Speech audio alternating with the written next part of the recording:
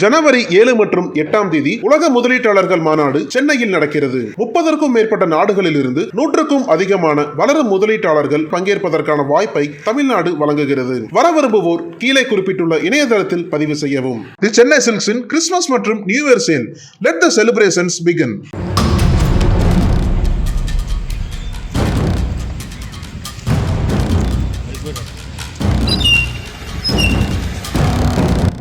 ஊருக்குள்ள ரவுடிஸ் இருக்கக்கூடாது.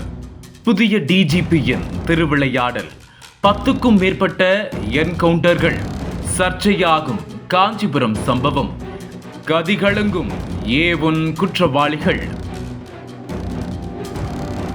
காஞ்சிபுரம் மாவட்டம் பல்வர் மேடு பகுதியைச் சேர்ந்தவர் பிரபாகரன். 37 வயதான இவர் மீது காஞ்சிபுரம், விஷ்ணு காஞ்சி உள்ளிட்ட காவல் நிலையங்களில் கொலை, கொள்ளை முயற்சி உள்ளிட்ட பல்வேறு குற்ற வழக்குகள் நிலுவையில் உள்ளது. ஆரம்பத்தில் சிறு சிறு குற்ற சம்பவங்களில் ஈடுபட்டு வந்த பிரபாகரன் நாளடைவில் பணத்திற்காக கொலை செய்வது, கட்ட பஞ்சாயத்து போன்ற செயல்களில் ஈடுபட்டு வந்துள்ளார். இதனிடையே புறநகர் பகுதிகளில் பிரபல ரவுடியாக வலம் வர தொடங்கி குற்ற வழக்குகளின் அடிப்படையில் அடிக்கடி சிறை சென்று வந்தார். அதன் நீட்சியாக காஞ்சிபுரத்தைச் சேர்ந்த தேமுதிக பிரமுகர் சரவணன் கொலை செய்யப்பட்ட வழக்கில் பிரபாகரன் முக்கிய குற்றவாளியாக கருதப்பட்டார். அதே சமயம் ஊருக்குள் பகையை வளர்த்து கொண்ட பிரபாகரனுக்கு ஏகப்பட்ட எதிரிகள் இருக்கிறார்கள் என சொல்லப்பட்டது. இந்த நிலையில் கடந்த 26ஆம் தேதி காலை 11 மணி அளவில் காஞ்சிபுரம் பிள்ளையார்பாளையம் பகுதியில் பிரபாகரன் காரில் சென்று கொண்டிருந்தார். அப்போது அவரை சுற்றி வளைத்த 4 பேர் கொண்ட மர்ம கும்பல் பிரபாகரனை ஓட ஓட சரமாரியாக வெட்டியது. இதில் சம்பவ இடத்திலேயே சரிந்த பிரபாகரன் இரத்த வெள்ளத்தில் அங்கேயே துடிதுடித்து இறந்தார். இந்த கொலை சம்பவம் காஞ்சிபுரத்தில் பெரும் பரபரப்பை ஏற்படுத்தியது.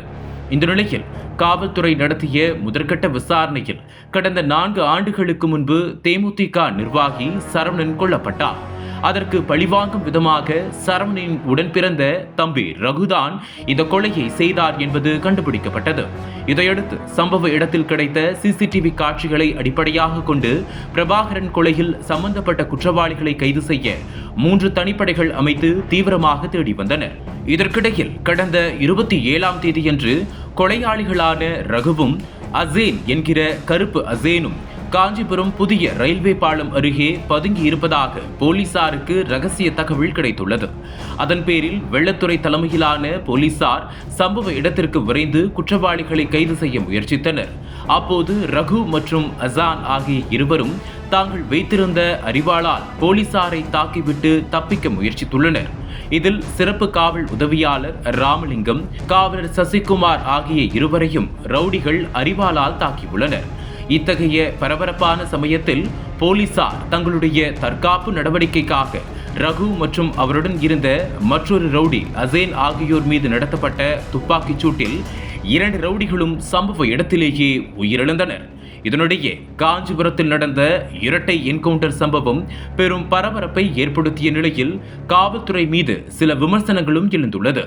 தமிழ்நாட்டில் புதிய டிஜிபியாக பதவியேற்றுள்ள சங்கர் ஜுவால் ரவுடிசத்தை முழுமையாக ஒழிக்க வேண்டும் என்பதற்காக அவரது மேற்பார்வையில் சரித்திர பதிவேடு குற்றவாளிகளை தீவிரமாக கண்காணித்து வந்துள்ளார். அதன் பேரில் தமிழ்நாட்டில் நடக்கும் கொடூர கொலைகளை அரங்கேற்றி வந்த சில ரவுடிகளை பிளான் என்கவுண்டர் செய்து வருவதாக கூறப்படுகிறது. இதுவரை 10க்கும் மேற்பட்ட ரவுடிகள் என்கவுண்டரில் சுட்டுக் கொல்லப்பட்டுள்ளனர். ஆனால் செல்வாக்கு மிக்க A கிளாஸ் ரவுடிகளிடம் நெருங்காமல் 3ஆம் கட்ட ரவுடிகளை மட்டும் குறிவைப்பதாக தகவல் வெளியாகி வருகிறது. அந்த வரிசையில் காஞ்சிபுரத்தில் இரட்டை என்கவுண்டர் சம்பவமும் பெரும் பரபரப்பை ஏற்படுத்தியுள்ளது.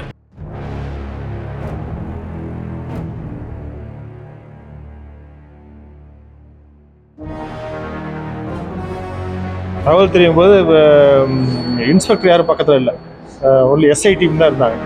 இருந்தாலும் SI டீம் அவங்களுக்கு அக்யூஸ்லாம் வேறு தெரியும். ஸோ அவங்க அந்த இடத்த நெருங்கி போகும்போது அந்த இடத்துல அவங்க போலீஸார் மேலே தாக்குதல் நடத்தியிருக்காங்க. அந்த தாக்குதல் நடத்துனதில் SSI Ramalingam and PC Sasikumar இவங்க 2 பேரும் காயப்பட்டிருக்காங்க.